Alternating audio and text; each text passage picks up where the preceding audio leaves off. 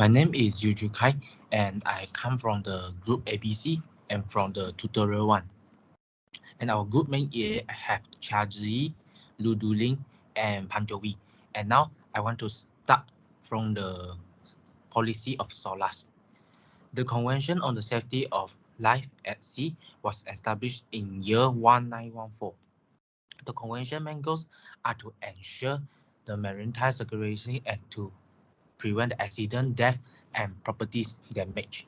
In terms of design, construction, equipment, and operation, SOLAS policy is to set the minimum safety criteria for the ship taking part in international journeys, and all the ship must follow the regulation and specification laid out by SOLAS, including those pertaining to the design and stability of the ship through training, qualification, life-saving, equipment, firefighting, and production system. The SOLAS apply to all ships engaged in international voyage, including the passenger ship, cargo ship, and tanker. The convention is mandatory for all signatory states, and ships registered under their flag must comply with SOLAS requirement. The policy of SOLAS has a significant impact on the global maritime sector, as it has helped to ensure the safety of ship, crew member, and passenger, and has reduced the number of accidents and incidents at sea. In addition, SOLAS has played an important part in the development of new technology and innovation in the maritime sector, as shipbuilders and operators work to meet with the convention requirement and increase the safety standard. The convention also promotes the industry-wide adoption of best practice and standard, resulting in a maritime industry that is safer, more productive, and more sustainable. Next, I want to present the criticism of SOLAS. One of the main criticisms of the SOLAS is that it is too focused on the regulating the physical aspect of ship safety, such as fire prevention and life-saving equipment, and not enough on the human factor that contribute to accident at sea. For example, some experts argue that SOLAS does not do enough to address the crew fatigue, which can impair the judgment and lead to mistake.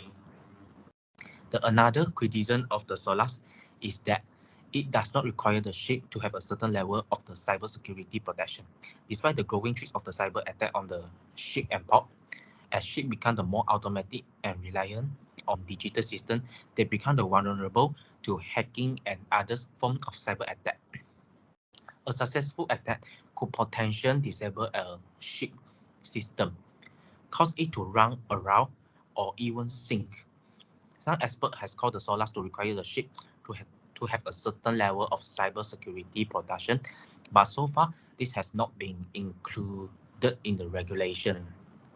Finally, the SOLAS has been criticized for not enough to address the environmental impact of ship.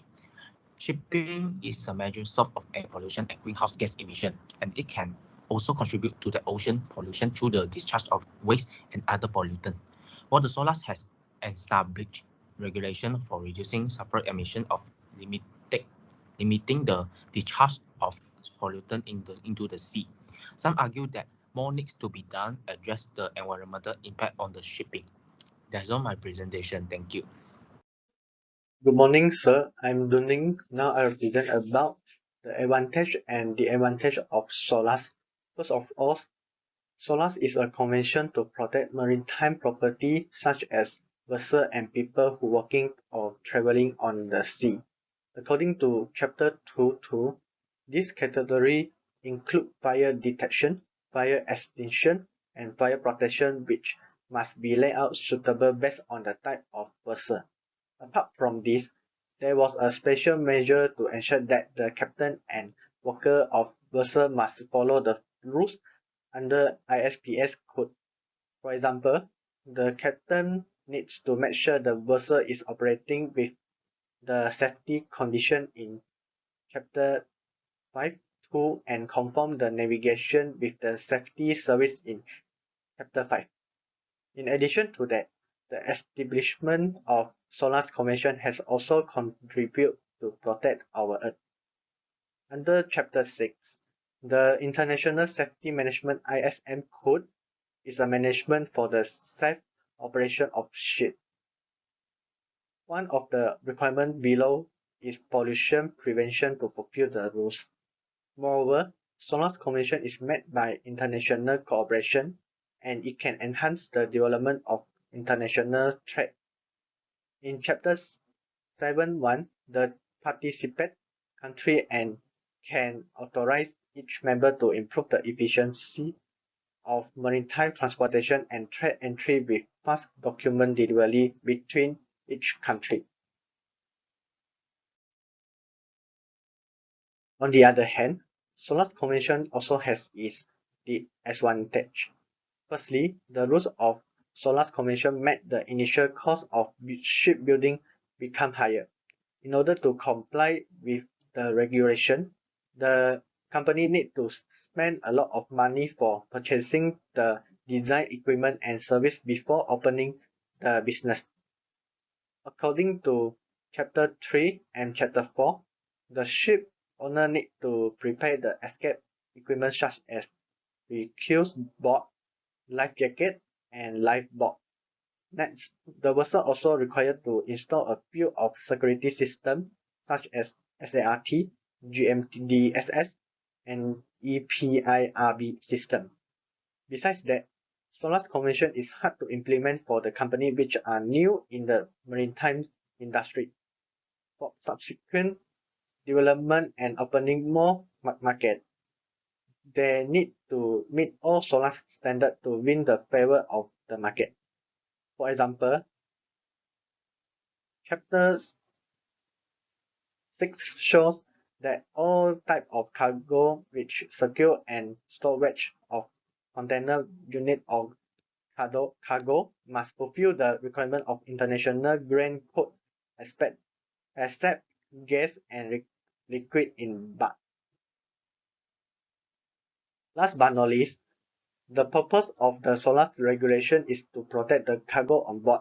However, the Chapter 8 requires the specific design of sea transportation and equipment for delivering the dangerous goods. Thus, many of companies will build their shipping vessels based on the existing technology. This makes other companies unwilling to waste money to do research on development new technology like storage equipment. Therefore, the SOLAS Convention rules have limited the innovation of storage technology indirectly. That's all for me. Oh, good morning, sir. My name is Xiaoyi, and I'll now present about the area of improvement that after researching. So the first is the seafarer should attend to the education and training. So where should they attend to the education and training? So they should attend themselves to the Maritime Institute before they go on board working on the sea. This is because the mindset of safety should be implemented in their head before they go on board to the sea. So how should the mindset of safety can be implemented? So for example, the real-time environmental plan training can be done during the education at the Maritime Institute. So for example, we have is the Philippine Merchant Marine Academy. So in Philippines, they will have an orientation for the new cadets for 1 month duration. So in this 1 month, all the new cadets are not allowed to visit their parents and friends for the purpose of quickly adjustment. And the second is about the safety culture and shipping policy. So what is safety culture? So safety culture is everything about safe, including attitudes, belief, perception, or value that is the seafarer have the common sense in it. And the culture of safety should be implemented at the start of the training. So when the seafarer attend to the sea, they should know what is the thing that can do and what is the thing that cannot do. And at the same time, in order to reach the safety culture and shipping policy on the board, effort of trainers and educators are highly needed. So without the help of the trainers and the educators, the new seafarers are not able to get the dangerous at sea. And the last point is the seafarers should comply to International Maritime Safety Code. So in this maritime industry, code can be different way, can be discussed in many ways. So for example, we have CSS, which means that represent the code of safe practice for cargo storage and securing. And IMDG stand for the International Maritime Dangerous Goods. And also INF, it stands for the National Code for the Safety Coverage of Package, Irradiated Nuclear Fuel, Plutonium, and high level of radioactive waste on board ship. All these codes should be familiar by the seafarer when they handle the bags or cargo on board, because if they done one step wrong, it might cause the bags or cargo to explode, and it might hurt the life of others seafarer on board. That's all from my presentation. Thank you. So my name is Fang Julian, and I will present the suggestion towards the sustainability. So the first one is that IMO. IMO stands for the International Maritime Organization, a specialized agency of the United States responsible of improving the maritime safety and preventing pollution from ships. To adapt the IMO means to comply with the regulation and guidelines set forth by the organization to ensure the safe and the sustainable maritime operation.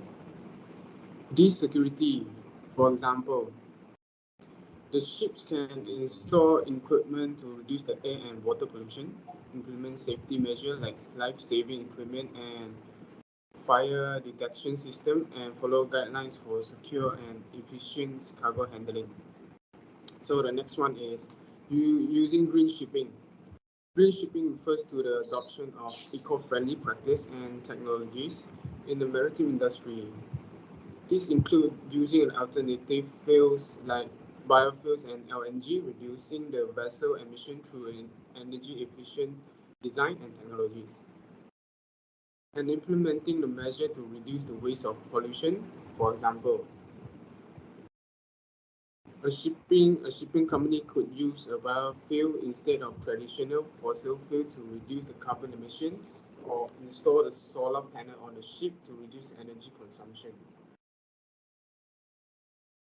So the next one is, the third one is build an eco-friendly vessel, involving designing the ship that are energy efficient and environmentally sustainable. This can be achieved by the low emission engines, renewable energy sources like solar panel and wind turbines, and advanced waste management and water treatment systems.